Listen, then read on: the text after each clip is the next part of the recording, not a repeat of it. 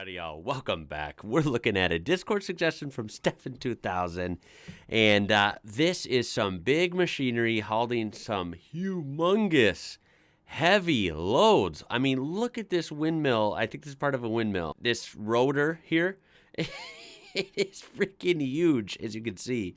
And, we're hauling parts for a wind farm at 1,700 meters above sea level. That's right, we are in beautiful Austria, going through the mountains, up and down on gravel roads and everything. Looks like a crazy trucking experience for sure, not for the faint of heart. This is from a channel called the Felbermeyer Group, or Felbermeyer. They will be linked down below. Please check them out already. Thank you, as always, for the suggestion. Let's get right into it, y'all. I love seeing this stuff, man. Want to see what kind of trucks we're dealing with and what they got to do. Austria is beautiful, man. I can't wait to discover more. From what I've seen, 1,700 meters above sea level. A flora and fauna with no equal, and wind conditions never before encountered. That's how one could summarize TimTam in Austria's Styria province.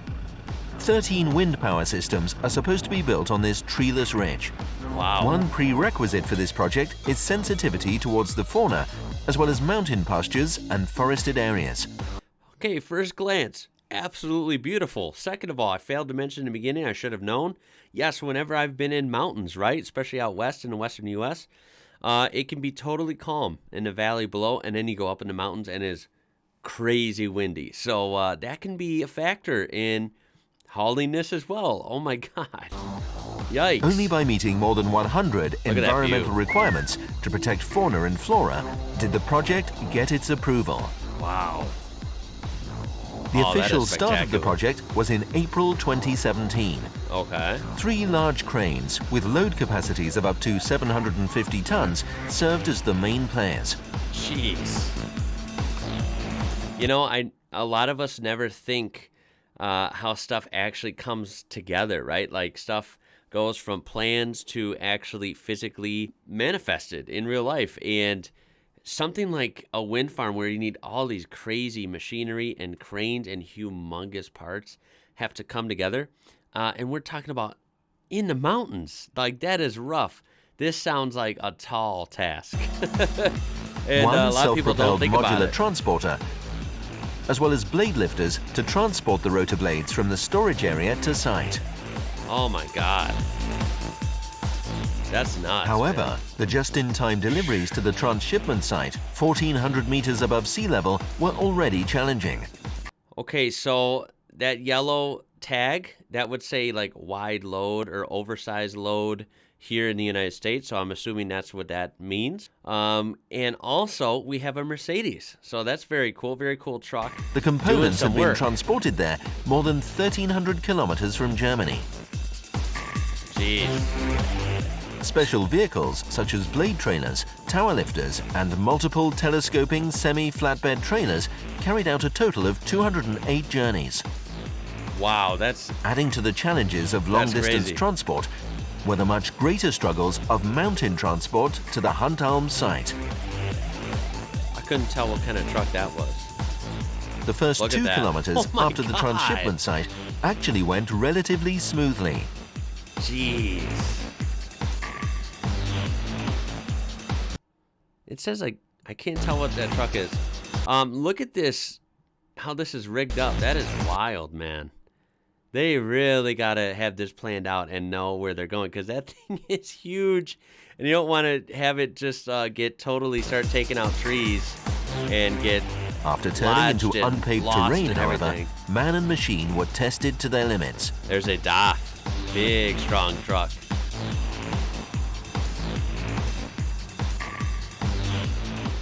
Tight corner radii, gradients of up to 20%, and temporary road lined with trees allowed no mistake.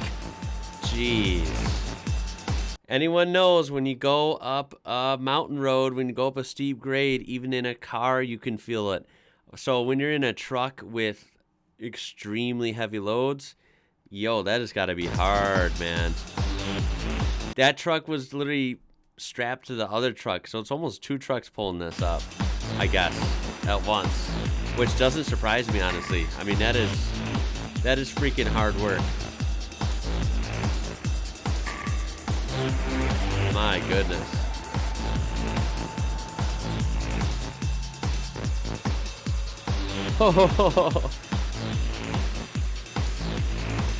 Now they have one in front pulling and one pushing. I'm assuming that's what's going on. Very Thanks to a interesting. blade lifter which allowed the positioning of the approximately 40-meter long and 10-ton rotor blade upright, the team managed to deal with the tightest minimum clearance outlines.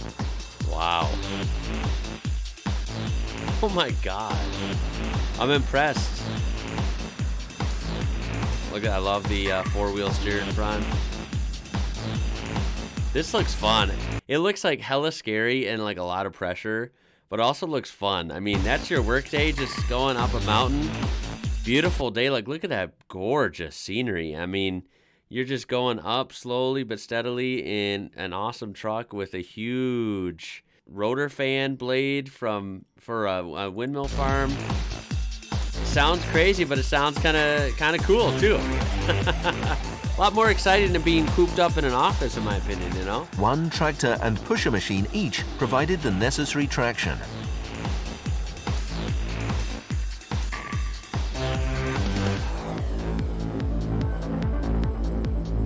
What an operation. Wow.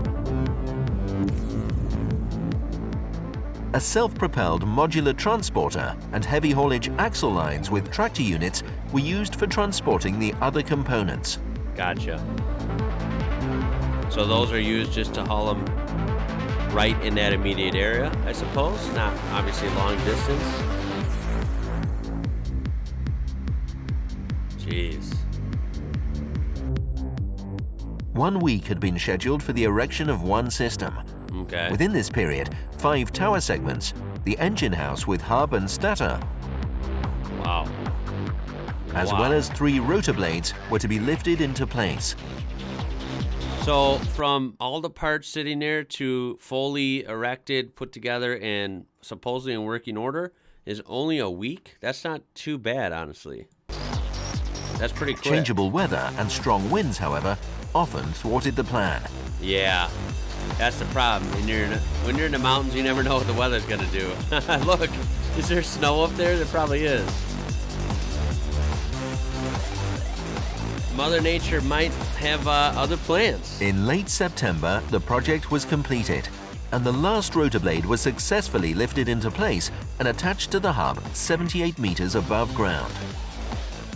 Wow. It amazes me, cranes too. Like, how on earth do they get that lined up? They gotta go so slow and steady. You don't want to bang this into something. You don't want the wind to get a hold of it and mess up your alignment. Oh, that looks crazy.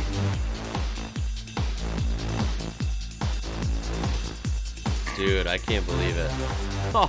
Thus, the 13 systems could be connected to the grid in late 2017.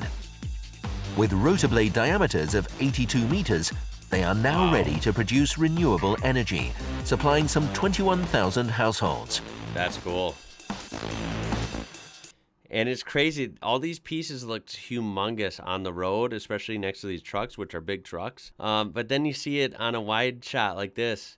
They don't look that big. Isn't that funny? That's just how big mountains are, though. A technological success in harmony with nature. Geez, that is a gorgeous area. Austria, wow. Felbermeyer. Very cool presentation there. I will have this link down there. Make sure to check out that whole video and check out their channel for more stuff. That was a great suggestion. So thank you for that. I love seeing this. You know, I featured some cool hauls on here. Always love seeing the different trucks, the different, companies and paint schemes, and just the way they do stuff. Interesting to see the trucks kind of in tandem there, one pulling, one pushing. At one point, they were both in front pulling. We're dealing with extremely heavy loads. We're dealing with wind. We're dealing with weather, and you're going on gravel, relatively narrow roads going up a mountain. I mean, a hauling nightmare if you think about it. I mean, not a nightmare, but everything kind of going against you. It's just interesting to see, and that's definitely quite a job for sure. But I mean, look at the end result. It's pretty neat as well. I'm really excited. I did, for those that are following closely, I did download Euro Truck Simulator 2. I purchased it and downloaded it the other day. So I haven't launched it yet. I'm going to do that with you guys on video So look for that. Any tips and mods I should be interested in, and just general info that I should know before starting a game, please let me know as well. I can't wait to see Europe from kind of a down on the ground perspective. I know it's digital, but hey, it's better than nothing, right? I mean, being able to explore around Europe will be really fun. And, maybe we could try and do hauls like I've been seeing on some of these videos. So we get to learn about the different trucks, the manufacturers, and dealing with some different, loads and trailers, and, of course, scenarios like this. Anywho, keep your suggestions coming. You guys always come up with awesome stuff. I really do appreciate it. I would love to hear what you have to say about this. Those DAF trucks up here in the mountain look like they were doing some heavy work. They definitely handled it. So throw a like on there if you enjoyed this. Subscribe to be part of this amazing community. My name is Ian. You're watching IWrocker. Until next time, y'all. Catch you later.